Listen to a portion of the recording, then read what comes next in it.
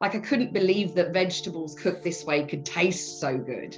So it was a natural thing that actually, I was eating more healthily and I was feeling better. Everything from my nails growing, my hair growing, every single part of how I felt changed, even right down to libido, believe it or not.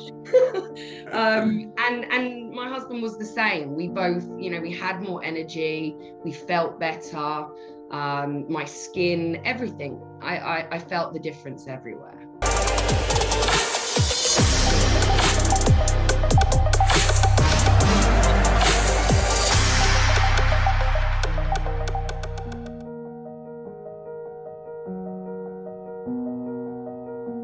Well, hello everyone, and welcome to another episode of the Finding Equilibrium show. I'm delighted to be here, delighted you're here, and delighted to have my guest today is Lara Young. And Lara is the CEO and co-founder of a really wonderful and interesting new business, new platform called VEats. And we'll talk more about that in a moment. But Lara, how are you? Welcome to the podcast.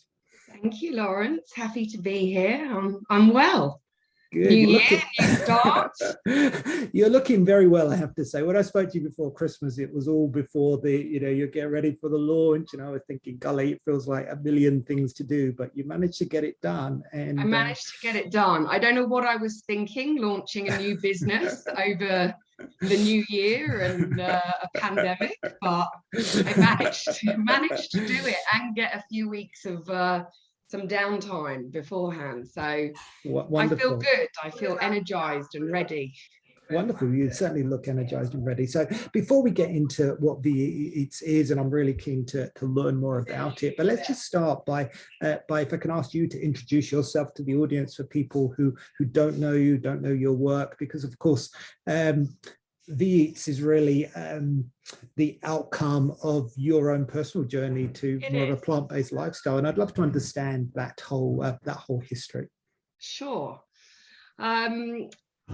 I guess, well, originally from the UK, as you can probably tell from the accent. Grew up in Hertfordshire, just outside of London, and I guess didn't have a traditional going to university and studying a specific specific area in marketing or anything like that. I was very much, came 16, I ran away from home. I wanted to get out of the UK and live life a bit, and I did that, but then came home about a year later, and I was lucky enough that my father owned a large distribution company in the UK, and I said to him, I want to start working and earning money. And he kind of put me through the ropes in terms of working from picking and packing in the warehouse to admin to marketing, and then eventually found my home in sales. And just everything kind of came together when I found myself in that role. And I guess I can't say that I was passionate about what I was selling, but I was passionate about that I found being in front of people, finding gaps in the market, talking to all different people, and really building those relationships is something that I really enjoyed. So I spent 9 years working for my father, and also had my own business by the age of 21 within his business. And from there, I continued my career in sales. I was very good at it, and I did very well in what I was doing. But I always wanted to travel, and I've lived in France, I've lived in Dubai. Wherever I've been, I've kind of looked at the current market, where what are the opportunities, what do I think I can bring to the table, and really kind of having that mentality of not being scared to try something new. But I think when I moved to Australia, I met my husband in Dubai, and he had 2 children that were in Australia, and we very quickly moved to Australia. And when I got here again, I went into a hardcore sales role. It was when Living Social and Groupon days, all the group buying had just started, and I became successful in that role and ran a big team. But I got to the kind of the age of 36 where I'd done all these roles in these different businesses, but the passion for something, you know, the cause, or, you know, what am I meant to be doing here, was always playing in my mind. And I guess I was 36. I was running 2 different businesses at the time. I'd left Living Social. I'd started my own digital agency after I had my first child. Yeah, I guess about 4.5 years ago, I was overweight. I was bogged down by work. I was, you know, looking for something in my life. And I watched a documentary called What the Health. And something instantly just clicked. It was challenging everything that I'd thought about food and the way I'd been living. And it was an instant reaction within my mind of just, you know, something is not right here. The way I've been living, the way I've been eating is being challenged, and I need to pay attention. And actually from watching that documentary to today, I've been fully vegan. So it definitely had the desired effect. But I went on a journey of discovery and really started watching lots of documentaries, you know, not just What the Health, but Dominion, Game Changers, as much information as I could get out there in terms of, you know, validating what I'd learned in this documentary, and really starting my own journey of discovery. So I guess that's kind of the key thing that happened, but it's not an instant thing. Like, I mean, it's not easy to just instantly become a vegan. No, it's not. And I'd love to just pick on that, because it's really interesting. I talk with a lot of people who go through these changes in their life, and when we kind of look at your journey, it was, sounds like from the outside, very successful. You know, successful in terms of you'd lived a very, I guess by many standards, a glamorous life, living in many different companies, getting to do something that you're really good at, and having that opportunity to really explore different things. But I'm curious what that video, like what made you watch that video at that point in your life? Like, did someone recommend it? How did you find What the Health? It's a good question. I don't remember if someone recommended it to me, or whether it was how it came about that we watched it. But myself and my husband watched it. I think it was just at a period in my life where, you know, you kind of look at your life in that mid-30s, and, you know, up to that point, you're almost on a train that you don't know where it's going. So it just made me stop and be conscious. And I think that's the biggest thing that it did for me, is it created this level of consciousness that I never had before. You know, why are we doing the things we're doing? Why are we eating the things that we're doing? Why do we live this way? Why are we consuming things the way that we're consuming them, and believing, you know, a certain way of life when really, actually, that might not be true. Sure. So, yeah. So it made you question almost normality. It made me question everything. I mean, you obviously have the food as one side of things where, you know, you're questioning what you eat, but it was more than that. It was a level of consciousness in terms of how we, you know, how this planet is treating animals, and what is the result of eating meat and what it's doing to our planet. So it was a much more, I think the consciousness was a really key thing for me, being conscious of what, you know, what we're doing as human beings. And I think it woke me up. And it didn't just change the way I ate, it changed everything about my life, and the way that I live my life. And I became a lot more conscious about my choices, in a personal standpoint of, you know, how I think about things and the way I am to people, and my level of compassion. And I'd like to think it's made me a nicer person somewhat.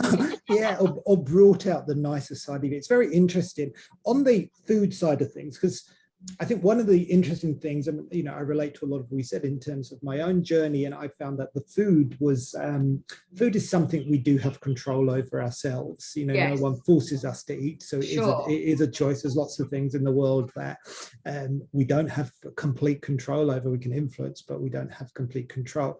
But I think you said that you watched what the health, and then the day after you became vegan. From the Instantly. second I finished the documentary, I haven't. Wow. So tell me, what was your, like, if we look at the food, like, what was you eating before, and how Sure. did you change? Like, how did you, because people hearing that, I have the same story, but when I share that with people, they're like horrified. How did you do it? And most importantly, what did you eat then, like that very first week? How did you sustain your energy, your health? And you know, these are the things that can often trip people up, the practical side of things. Yeah, look, I think there's a big difference between eating a plant-based diet and being a healthy plant-based eater. So let me say that first of all. You know, I'm a massive foodie. I've been a big foodie all my life. My father was a big foodie. We were eating these incredible meals from a very young age. So I guess what I was eating before, I mean, coming from the UK, so there was a lot of kind of shepherd's pies, lasagnas, spaghetti bologneses, salads, all different types of food. So I think the way I found it easy was, first of all, taking those foods that I was already eating and veganizing them. So looking for recipes, looking for the first people that I found are a couple of British guys called Bosch, and they were my savior, to be honest with you. Two British guys. They're kind of like the Jamie Oliver of vegan cooking in the UK. They've got, I think, about 6 or 7 books out now. But the great thing about that is that all the recipes they did were recipes that I was familiar with, but just veganizing them. So you know, instead of the mince, we were using mushrooms, you know, learning. It's not easy to just suddenly say, I'm going to make a vegan lasagna, but there's plenty of resources out there to enable you to help to do that. So I found it easy to kind of stick with the food that I was already eating, but just go and research the vegan version of it. So that's kind of how I started. That's really interesting. So you substituted different ingredients. So yeah. Interesting. And what did your husband also make the change at the same time? Like, were you doing this together, or was it? Yeah, he did. He started kind of pescatarian, I would say. So he didn't go as, I'd say, hardcore as I did, but he was certainly affected by watching it, and certainly went on the journey with me. At the time, my husband wasn't cooking, so I was cooking all the meals, so he kind of ate what I made anyway. But I'm sure when he went out, there was a few cheese pizzas had in the background. But fast forward to today, my husband cooks 90% of the meals and has learned so much about cooking plant-based food, and you know, is fully plant-based now. Wonderful. And the impact on your health. So you mentioned, I think it's a very important point, that sometimes people think vegan is a diet, whereas of course it's much broader than that. Lifestyle. And you can have a vegan lifestyle and not be particularly healthy. But so what has been the impact of your lifestyle change on your health? Yes. I think initially, as I mentioned before, I was quite overweight at the time. You know, a lot of people struggle with this, but, you know, going up and down and going from eating, you know, unhealthy food and then going on fad diets. And I wanted to get away from that. I wanted to get away from the yo-yoing. At the time, I think it was about 106 kilos when I first started eating plant-based. I lost over the course of a year around 25 kilos. It was a gradual process. I started to feel that I had more energy. It wasn't like a fad diet where I lost loads of weight in a month. I was able to forget about that diet word and just eat more consciously. And I think when I first started, I really wanted to, like, I couldn't believe that vegetables cooked this way could taste so good. So it was a natural thing that actually, you know, I was eating more healthily and I was feeling better. Everything from my nails growing, my hair growing, every single part of how I felt changed, even right down to libido, believe it or not. And my husband was the same. We both, you know, we had more energy, we felt better, my skin, everything. I felt the difference everywhere. Wow. And what about, because one other concern that a lot of people have who are where you were, if you like, at the beginning, but the three things that always come up are iron, protein, B12. I think they're the three things that people, Sure. so people do worry that if they give up eating animal products, they're not going to get, they will, yeah, exactly, they'll be deficient in some way, and their health will suffer. So what would you say to people who are concerned about protein deficiency or iron deficiency? And I know that can be a common problem for a lot of women in particular in terms of iron deficiency.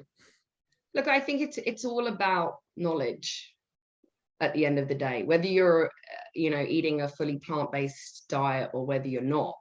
It's about knowledge in what the food gives you in terms of different foods giving you your iron and different foods giving you that B12, or if you need to take a supplement, you take a supplement. So I don't think it's any different in terms of, you know, plant-based versus not plant-based. You've got to just know what that food does to you. I mean, you are what you eat. So if you're going to cut out all the vegetables that actually give you protein, or legumes or beans or any of those things, I mean, you can get it from everywhere. It's just knowing where to get it from and taking it. It's actually not difficult. But yes, I'm fully aware that is a common misunderstanding. It is, but it's a perception, but knowledge is power, isn't it? Knowledge is power. And look, I'm the first to say that I don't always follow it. You know, I fall into that kind of, I just want to eat, you know, comforting food, and, you know, we all have it. But at the end of the day, the knowledge is there, and you can absolutely have live a plant-based lifestyle and get all the nutrients that you need. Let's move on now, because I'm very keen to understand how your change. So right back, so 36, you watched a documentary, it resonated with you, your awareness, your consciousness shifted, you made some significant changes. How did the idea of VEats come about? Like, how did that then, because a lot of people will struggle with that first bit, yeah, and saying, well, actually, I want to actually let's just change everything. Yeah. So look, I think first of all, it was my personal journey, right? I did it for me. I wasn't worried about what my husband was doing, what other people were doing. I was very much focused on my own journey of discovery.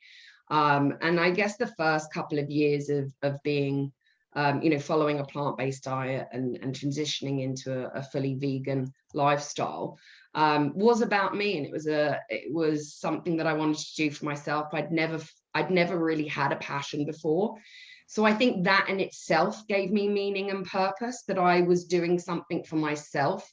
And I was constantly learning. I was constantly educating myself. I didn't stop after a couple of weeks. And I think that's maybe where some people fall over, is that they'll watch something, it'll resonate, and then kind of out of sight, out of mind, and you go off and you slowly kind of forget about it. I think it's important to continue that journey of discovery. Watching one documentary probably isn't enough. It can certainly knee-jerk that journey, but for me, it was constantly over the next couple of years continuing with my own journey. But then I guess when it became more about ethical reasons and really learning, you know, the full effect of transitioning to a vegan lifestyle, I started speaking to people and telling them about my journey, and you know, they were like, oh, this is amazing, I want to try plant-based eating. And you know, they'd come over, they'd eat the food, and For me, it became that I enjoyed that so much. I became passionate about educating people. But I also knew that it was still really hard, that not everybody was like me and would do all this research and find out, all the different places that you could go to. I particularly found it quite difficult with, finding restaurants locally, going in there, feeling embarrassed to veganize things, going on different delivery platforms and writing in the notes, oh, please make sure this is vegan. Please don't put, normal cheese on it. And there was never, it really wasn't that easy for me.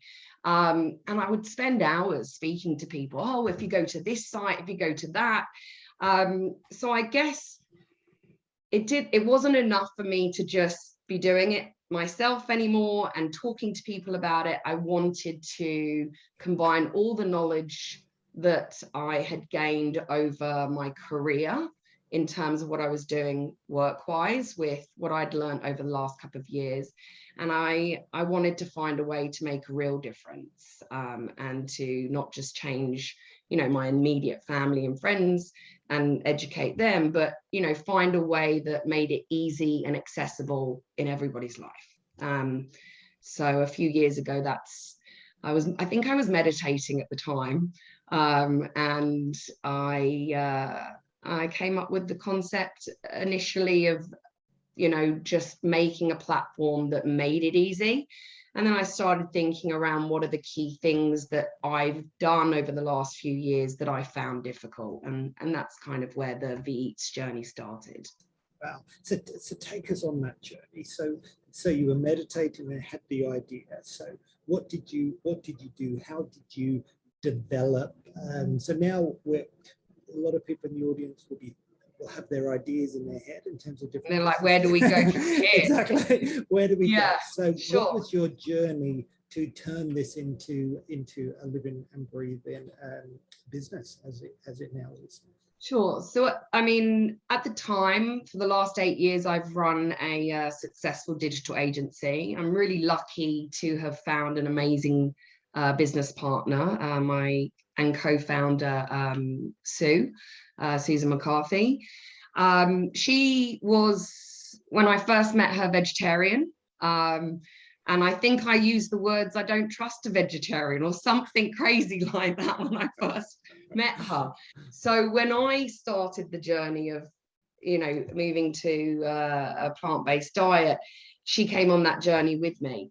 And we were very aligned in our goals. And when I called her and said, come on, we got to do something here that really creates change, she was as excited as I was to combine our knowledge and, her journey as well and her background, and see if we could come together and actually build something that we could both be passionate and put our experience and our knowledge together. And I called her and I said, look, this is the idea. What do you think? And she's like, oh my God, how can we do something like that? And I'm like, well, we can.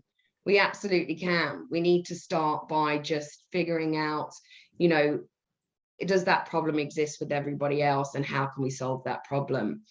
And it started as a passion project. As I said, at the end of the day, we were running a full digital agency. We were busy every day.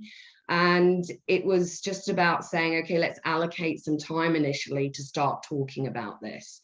So that's kind of how the journey started. And I was lucky that I have such a close relationship with her, and us both being vegan obviously helped, and we just started talking about it. We allocated a few hours every week in our diary to start fleshing it all out. What can we do? So that's how it started. And then how did it progress? Like how did the pandemic definitely threw a spanner in the works. We knew that it would be a passion project for a while. We having a family and responsibilities, it wasn't like I could suddenly just give up one business and straight away move over to another one. So it's definitely been a journey over the last 2.5 to 3 years even. But as I said, it was about allocating that time. First of all, you know, what are the main things that we want this platform to be able to do? And I think looking at different platforms that are out there, we wanted to combine the three things that we felt would make someone's journey a lot easier. And I think the first thing is, you know, looking at what restaurants there are in your local area, being able to really easily identify whether they are plant-based or if they have plant-based options, being able to book a table at those restaurants, and also being able to get pickup and delivery. So every week we would meet, we would start fleshing out the concept of what we wanted, starting to put a business plan together, and we got to a point where, you know, we thought we would launch an app straight away, and there was a lot of learnings. You know, this is something that we hadn't done. Yes, we'd run a successful digital marketing agency, but we'd never, you know, launched a vegan or a plant-based business before, or an app. So it was a lot of learning, a lot of learning, and slowly the idea came to life, but then it was about surrounding ourselves with the right people that could help us. So finding people that can consult and bring their expertise to the table, and having conversations with them, and slowly building out the idea. And that took us about a year to fully get to the point where we knew we wanted to start with a website, start with an MVP. What did we want that to look like? What you know, what city did we want to launch in? Obviously, with Australia being the third largest growing community of vegans in the world, you know, it was great that we were starting with Australia, and we looked at Sydney and places like Newtown that were leading the way. And every week we would just, you know, would have an agenda, and we would go through what are the key things that we need to achieve. And we had an end goal that we knew we wanted to launch a website that was in Sydney, that focused on that local area, and learn from it. So, you know, we are lucky that we have the knowledge from the digital agency. That definitely helped us.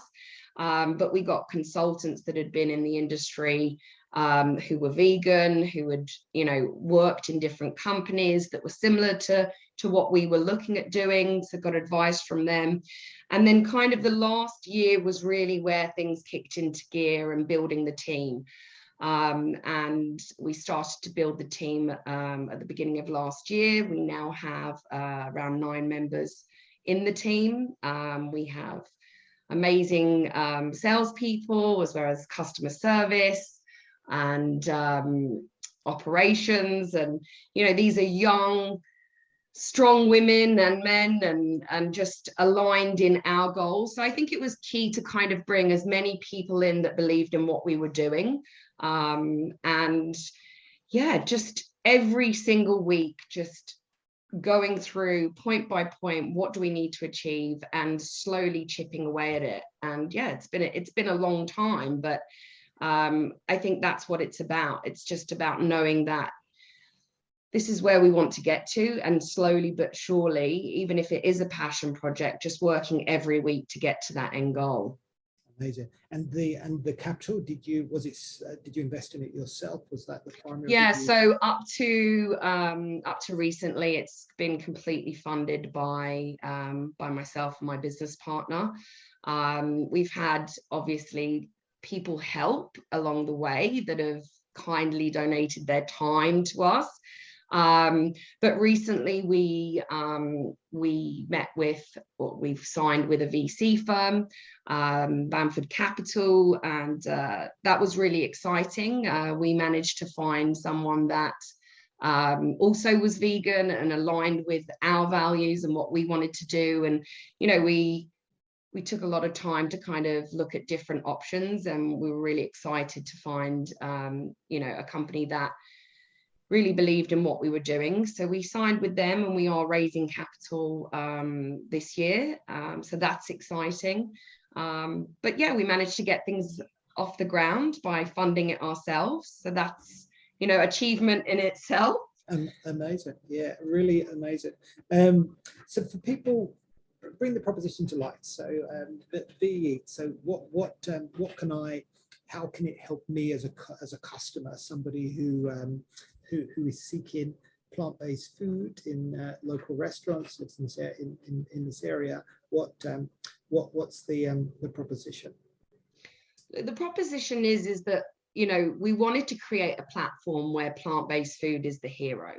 I think on the problem with other platforms and, you know, even Google searches, whatever it might be, is that it's still amongst everything else. We really wanted to kind of showcase in your local area the best plant food that's available to you. So the first thing was the directory. So you in your local area could, you know, go on the platform and be able to search in your local area just to discover what your local area has on offer. And that could be anything from a cafe or a restaurant, whether it being fully plant-based or offering plant-based options, right down to, you know, a small business owner that's a cloud kitchen or a pop-up, or, you know, they're just manufacturing vegan chicken, whatever it might be. If they're offering plant-based food and it's in your local area, we want to you know, showcase that to you. The second thing that you'll be able to do is be able to make reservations. So not having to then go onto another platform, but being able to see it, being able to make a reservation, and, you know, whether that's date night, meat-free Monday, whatever it is, you know, being able to actually go and visit that location. At the moment, a little bit difficult with COVID, but obviously, you know, future we hope that everyone can do that as well. The third thing is the pickup and delivery. So that's a big thing for us, and something that as we evolve, you know, we'll release more and more features around that. So you'll be able to also, through the listing, be able to order pickup and delivery. And we're starting to get more and more businesses on board in Sydney, so that's exciting. But as a user, it's not just for vegans. I mean, that's the key thing here, is that, you know, over 90% of plant-based meals are actually eaten by non-vegans. You know, if we use that kind of situation of this is not just for vegans, it's a plant-based platform for everybody, for everyone, for everybody, for the mother that's trying to make better conscious decisions, for the guy that's doing meat-free Monday. It really is a platform that doesn't judge anyone, that just is there to make it easy and accessible for anybody who wants to try plant-based food.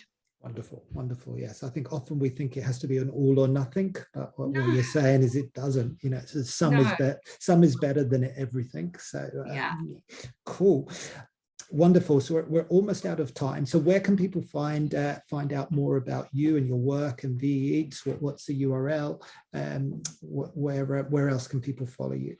Yeah, so at the moment, as I said, we're launched in Sydney with our pilot platform. It's a website. You can go to veats.com.au. Everything, all you need to do, create a user account on there, browse. As I said, Sydney is our pilot area. We do plan to have an app. We do plan to expand to Melbourne and Brisbane and other territories. Eventually, the UK is on the list as the next country expansion. And we want people's feedback. We just want people using it. We're rolling out new features throughout the month of Veganuary. There's no better time now than to start. So yeah, everything that you need to know is on the website, and we hope people find it useful, and we learn from people's feedback and continue to grow the business. Amazing. And my very last question I ask all my guests, given we're all about finding balance, finding equilibrium, your lifestyle, what you've described, I'd love to know what you have personally done over the last couple of years in particular to find your own equilibrium with so many things going on in the broader context. You know, we've been through a pandemic, and you're, you know, creating and driving a whole new initiative, which, let's face it, is a little bit stressful. So what do you do to maintain your equilibrium and your balance? I think meditation for me is a really key thing. I only started meditating in the last couple of years, but I think we live a lot in our brain, in our heads, and fear is a very normal thing to feel in a situation like this when you're starting something new and you kind of see what you want it to be in the future and how to get there. It's a scary feeling. So for me, meditation helps. I actually meditate on a daily basis in the bath, bizarrely enough. But that for me just brings me back down, takes me out of my head. Being able to also switch off and realize that I'm a mother and a wife and I have a family, and kind of at that point at the end of the day to really switch the mind. Meditation helps me to do that. Just not always being on the phone, looking at Instagram, looking at all different things, being able to really say, I've done my best in terms of the day. Now it's about switching off and being present for my family. So that for me is one of the key things. That meditation helps me switch. And I do that at around 4 or 5 o'clock every day. Interesting. So walking, that's so just on that meditation, that's like almost like a boundary marker. So it's like the day's it finished. is. I use a few different apps, Calm and Shine. They have daily meditations. They're not long. They're anything between 5 and 15 minutes long. I'm not someone that can sit there for hours and do it myself, but it helps me. It really does. And for some reason, they know what's going on in my mind every day, these apps. So yeah, that for me is a really key thing. And just remembering to be present, walking, taking care of myself in that way. We always forget to do it, but just even if there's a week where I've realized I haven't done any of those things, not letting that carry on and bringing myself back to it and realizing how I'm feeling because of it.